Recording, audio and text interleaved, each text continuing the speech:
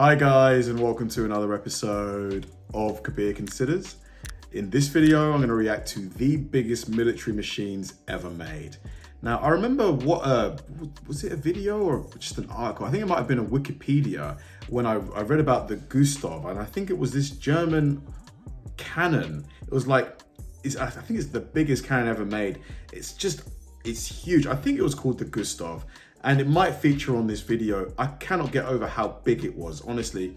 It was like one of those artillery shell firing things, but just at a way bigger scale. They had to move it via railroad.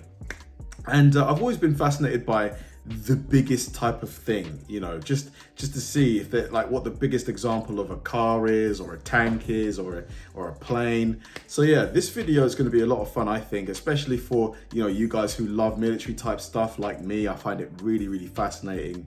So yeah, this should be fun. Let's do it. Don't listen to anyone who tells you size doesn't matter. When it comes to military machines, nothing is more important than size and power. Today, we're going to show you the biggest military vehicles ever created. Watch to the end. You'll be amazed. And don't forget to subscribe to the channel and hit the bell. Thanks.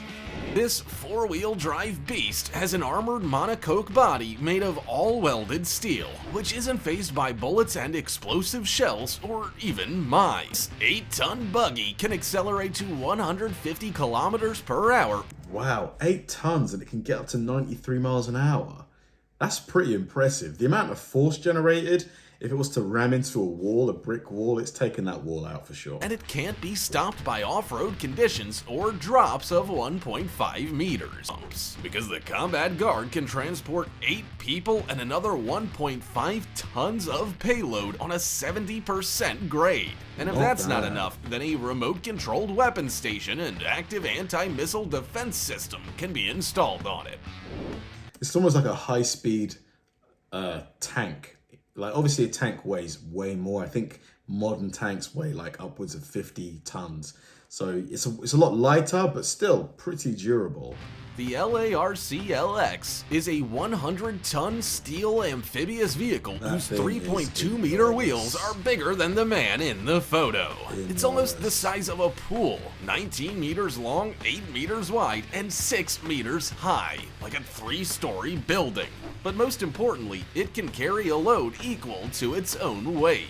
Let's see what can fit inside it. A tank, an armored car, 8 12-ton containers, or even another 60-ton amphibious vehicle. And since the LARC-LX can not only swim but also drive, it's better to just stay out of its way. It just hates these tiny cars. Just completely flattening. Like, just turns them into pancakes. Metal pancakes. Can you imagine a flying ship 7 stories high and with a wingspan of more than a football field? The rocket-powered ground effect vehicle Loon really exists, and not in the Star Wars universe. It's 74 meters long and weighs as much as 2 atomic Godzillas, 243 tons. Wow. With that kind of mass, it's capable of lifting another 500 tons into the air. Astonishingly, the Loon can easily cover 2,000 kilometers at a speed of 500 kilometers per hour with such a load, which could decide the outcome of a naval battle. It can also fire... It's enormous. What's that, 8 engines on there? Obviously, to be fair, like if it weighs 243 tons and it can carry, you know, what did they say, 500 tons, you're going to need a lot of thrust to move this thing. 6 Mosquito missiles. Everyone's heard of a nuclear suitcase, but how about a nuclear train?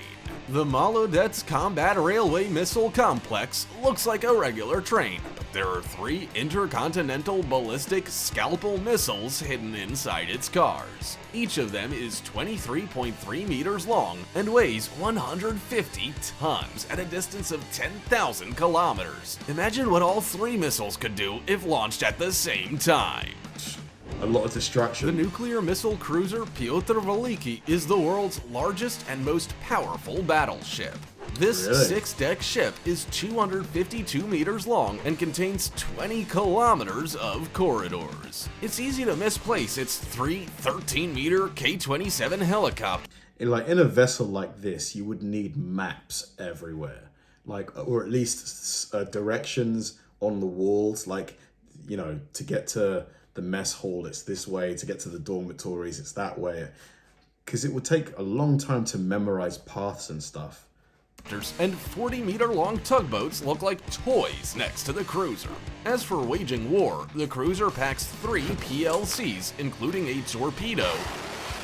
But the previous flagship is a dwarf compared to the world's largest aircraft carrier, the Gerald R. Ford. Like a giant Lego, it was assembled from half a thousand blocks, and that's just the foundation. It took 9 years to build and cost $17.5 billion. That's more than enough to buy the Bahamas. The result is a floating fortress taller. Really? You can buy the Bahamas for that? I would have thought it'd be way more. Than the 93-meter-tall Statue of Liberty. It's 337 meters long and 78 meters wide. It has enough space to accommodate 90 fighters, 100 vehicles, and 4,660 personnel. 2 nuclear reactors were required to move this vessel, enough to power every home in Hampton, Virginia. Wow. The tank with the largest dimensions ever put into service is the 70-ton Char 2C. Built over a century ago, I bet it was super slow though, just like, because it's enormous. Compared to like the modern Abrams tanks, it just looks gargantuan. This 10-meter giant is 4 meters high, like Shaquille O'Neal standing on Jason Momoa's head. The Char 2C was equipped with the most powerful cannon of its time, the 75mm gun, as well as 3 8mm machine guns and 35mm armor, Packing some serious firepower. practically making it the god of war. It can withstand any shelling and literally punch through walls. Such a superpower could change the outcome of a battle, but the tank was only completed towards the end of the war. But the largest combat vehicle ever built is the Russian Tsar tank. It is a wheeled structure with a 12-meter hull secured between 9-meter front wheels that could easily overcome bumps and ditches, But I mean, and a 1.5-meter roller in the back. However, due to massive vulnerabilities though, like if you aim any kind of, you know, like ordnance, like whether it's a missile or something, or a shell at this, you kind of immobilize it, don't you? incorrect weight distribution, its entire weight fell on the rear roller, which became something more like an anchor. The tank had become a 60-ton monument to itself, so it was never admitted into service. But I'm guessing at the time it was still massively innovative. What do Mickey Mouse and this giant tank have in common? Well, their name. The Germans found it amusing to name the Panzer. 188-ton Panzerkampfwagen 8 Mouse in honor of the rodent. But just look at it in comparison to the famous T-34, the heavyweights Tiger 1 and Tiger 2, the Panzer 7 Leva, and the Panzer 9. This 10-meter tank weighs as much as 100 pickups and is 3.6 meters high, which is like 6 Ford F-Series 2 layers deep. 100 pickups? Let's say a pickup weighs 3 tons. That thing weighs 300 tons? Really? It's no surprise that bridges couldn't bear the weight of such a colossus, and it often became an easy target at crossings. Not to mention, the Mouse only moved at a pace of just 19 kilometers an hour. That's super slow. Here are some big Mi-6 helicopters, and here is their daddy, a super huge 40-meter Mi-26 T2V helicopter, whose height is a whole 8 meters. You could play basketball inside, as the cabin is 3.1 meters from floor to ceiling, which is higher than an NBA basketball hoop. There's also room to run. The cabin is 34 meters long and 3.2 meters wide. They could have filmed the sequel to Space Jam here. But the main feature of the Mi-26 T2V is its ability to lift a load twice its own weight of 28 tons. Like having vehicles able to like carry huge loads like this, super useful, but am I right in thinking that the bigger the vehicle, the heavier it is, the more fuel it's going to need to consume? So unless, but then again, I guess, especially today, there's probably like, you know, all kinds of like fuel efficiencies and stuff that we have now. Maybe fuel that packs more punch, I guess, that you don't need as much of it, you know, to get the job done. It can easily transfer an 80-seat Tu-134 or a group of paratroopers in their vehicles to any spot on the planet. The number of times it has evacuated a 30-meter Boeing CH-47 Chinook out of Afghanistan is countless.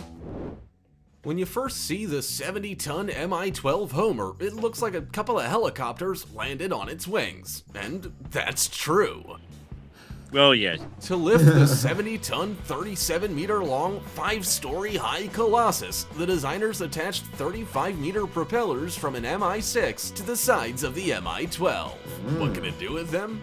Carry a tank, a truck, and ICBMs, a 44-ton load in the cargo bay. What is the most efficient way to move tanks, like across the ocean? It's probably via aircraft carrier? Because they can carry more of them, I guess. Because if a plane can only carry one or two at a time, probably one at a time, that's it's not really delivering a lot of tank, if you know what I mean. I'm guessing aircraft carrier, wouldn't it? Or lift the load on suspension while comfortably accommodating 240 people in the cabin. But nothing in the world beats the Tu-160, known in NATO as the Blackjack. Looks a little bit like the Concorde, doesn't it? It is the largest and heaviest nuclear bomber in the world, which is also capable of reaching an altitude of 16,000 kilometers into the stratosphere while traveling twice the speed of sound, all on account of its 46 world records. Wow. Look at how gracefully the Tu-160 avoids interception by an F-35. It's hard to imagine that its dual bomb bays have a capacity of 45 tons, which usually translates to 12 Kent homing missiles. And with a range of 12,000 kilometers, it's capable of striking anywhere in the USA or Europe. Is someone lost here? This is the Zuber, the largest military hovercraft in existence. At one time, it can transport 3 tanks with their crews. I was just thinking, the amount of money and knowledge that's dedicated towards like military equipment, you know, vehicles, weapons. Like, if we could just divert that, if we didn't need to spend all that money and resources, and we could just point it towards like science and medicine and stuff, like what kind of like cures for diseases would we have? It would be nice if we didn't need armies and stuff, wouldn't it? But, you know, do you think we'll ever get to that point in society where we actually don't need, you know, armies anymore? Or at least we can scale down a lot, like let's say 50%. 10 armored personnel carriers and 140 paratroopers, all while moving at the speed of a racing bike, 300 kilometers an hour. This is possible because the Zuber is equipped with 3 5.5-meter propellers from the legendary Tu-95. So if it's delivering pizza to you, it'll still be hot. Pizza time. Even if it runs out of water to hover on, no problem. The Zuber can go over land. Wow. But you shouldn't go out on deck because an attempt to ride the breeze will end like this for you. Do you know what can be produced at 200 factories at the same time? The largest submarine in the world. Akula. It's named Typhoon by NATO. Akula Matata. With a native name Akula, which means shark. This 172-meter nuclear missile launching pad is 24 meters wide and 27 meters tall, so 2 Ural 4320s can easily be deployed on it. In fact, these are 2 submarines in one body. But despite the size of the Akula, it is very maneuverable and can overcome any obstacle. It can easily break through 2.5-meter Arctic ice. But the Akula... I always find it so cool when submarines do that. They go real deep and they pop out above like an ice shelf. I find it really cool to see that. I don't know why. Is nothing but a minnow in comparison to the Megalodon Yamato, 263-meter Japanese battleship. Seeing a 72,000-ton armored monster many times larger than a missile cruiser rush across the sea was enough to cause people to freeze in terror. It's no wonder, since it surpassed even the famous 190-meter Independence in size. To sink the Yamato, it took 3 raids of 227 American aircraft.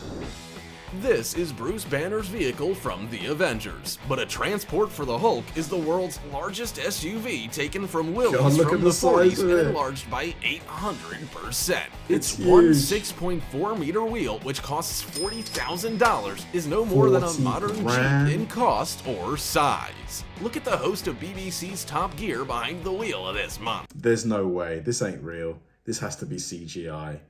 This is definitely CGI. You can fit a whole family behind its grill.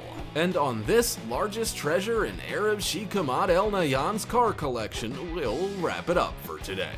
Write in the comments which behemoth impressed you the most. Don't forget to like and subscribe. Real? That last one, the massive Jeep that was scaled up by 800%.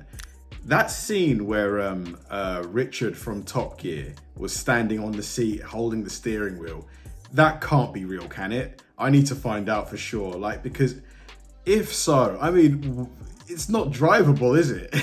How do you drive that? Is it purely an ornament, essentially? I still don't think it's real. Like, I mean, I know that the Jeep is real, but I don't know if if that scene, that photo was real. That was incredible. Like I'm surprised that the Gustav didn't make it onto this, but I'm guessing there must have been a bigger cannon that was developed later on. Yeah, some of the examples, like that tank that was 300 tons. That thing is going to be impenetrable, but I think it could only get to 12 miles an hour, so it's not really going to move much. But yeah, an absolute beast of a tank. Some crazy stuff on this list. Thanks for watching, guys, and I'll see you in the next one.